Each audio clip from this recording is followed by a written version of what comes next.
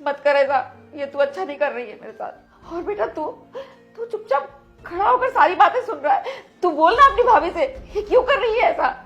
तू तो मत कर ऐसा, तू तो मेरा छोटा बेटा है। हाँ रे भाभी जो भी कर रही है ना बिल्कुल सही कर रही है। और हाँ, क्या बेटा बेटा लगा रखा है। तुमने मुझे बेटा बोलने का हक खो चुकी हो। तुमने क्या करा, सारी प्रॉपर्टी अपने बड़े बेटे के नाम कर दी। तुमने जिस दिन सारी प्रॉपर्टी बड़े बेटे के नाम करी थी ना, उसी दिन से तुम मुझे बेटा बोलने का हक खो चुकी थी। और हाँ, क्या बेटा बेटा लगा रखा है, मैं तुम्हारा कोई बेटा बेटा नहीं हूँ। कौन आ गया?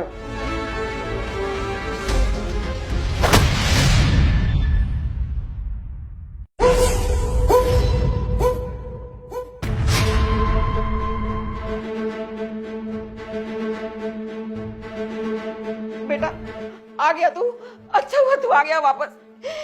ये तेरा छोटा भाई और तेरी बीवी मेरे ऊपर बहुत अत्याचार करते हैं, मुझे मार पीट रहे थे अभी।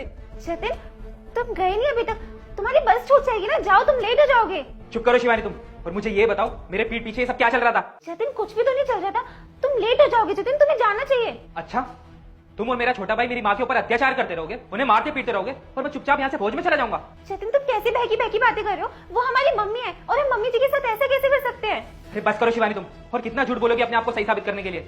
इससे पहले कि तुम कोई और झूठ बोलो, मैं ही तुम्हें सारी सच्चाई बता देता हूँ। जब मैं सुबह यहाँ से जा रहा था ना, मैंने तुम्हारी सारी हरकतें इस शीशे में से देख ली थी कि तुम कैसे मेरी माँ के ऊपर अत्याचार कर रहे थे। ये माँ को भी क्या अभी जाना था नहाने के लिए? उन्हें पता है कि मैं 1 साल बाद आऊंगा, कम से कम आखिरी बार मिल तो लेती।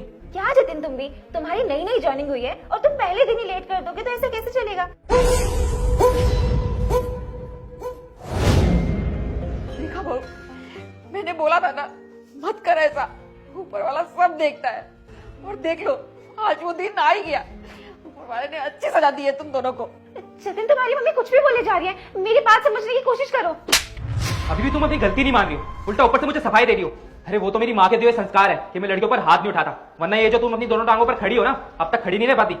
और छोटे तुझे जरा भी शर्म नहीं आई अपनी माँ के ऊपर हाथ उठाते हुए, जबकि तुझे पता है कि माँ की तबीयत अक्सर खराब ही रहती है और डॉक्टर ने इन्हें आराम करने की सलाह दी है। उसके बावजूद भी तू माँ के साथ ये सब करा था। और ये क्या प्रॉपर्टी की रट लगा रखी है तूने? क्या इसी दिन के लिए माँ ने तुझे गांव से शहर में बुलाया, इतने बड़े कॉलेज में एडमिशन कराया, तुझे पढ़ाया लिखाया ताकि एक दिन तू उनके ऊपर अत्याचार कर सके? अरे अगर तुझे किसी चीज की कमी थी तो मुझे बोलता ना, तू बाहर दोस्तों के साथ पार्टी करने जाता था, मूवी देखने जाता था, तेरा सारा खर्चा मैंने उठाया। उसके बावजूद भी तूने माँ के साथ ये हरकत करी। खैर ये सारी गलती ना मेरी थी, जो मैंने माँ को रिक्वेस्ट की कि तुझे गांव से यहाँ शहर में बुला ले, तेरी पढ़ाई लिखाई यहीं करवाए। और तू ना गांव में ही ठीक था, वहीं रहता, वहीं खेती बाड़ी करता, वहीं सड़ता। पर अब इन सब बातों का ना कोई मतलब नहीं है। मैं अभी के अभी जाकर तेरी गांव की टिकट बुक कराता हूँ और तुझे यहाँ से गांव भेजता हूँ। नहीं भैया प्लीज मुझे माफ कर दो, मुझसे बहुत बड़ी गलती होगी। मैंने ना ये सब भाभी के भड़कावे में आगे करा, वही मुझे भड़काती थी कि तेरी कोई इज्जत नहीं है, तू गांव से आया, तू बस नौकर बनने के लिए आया।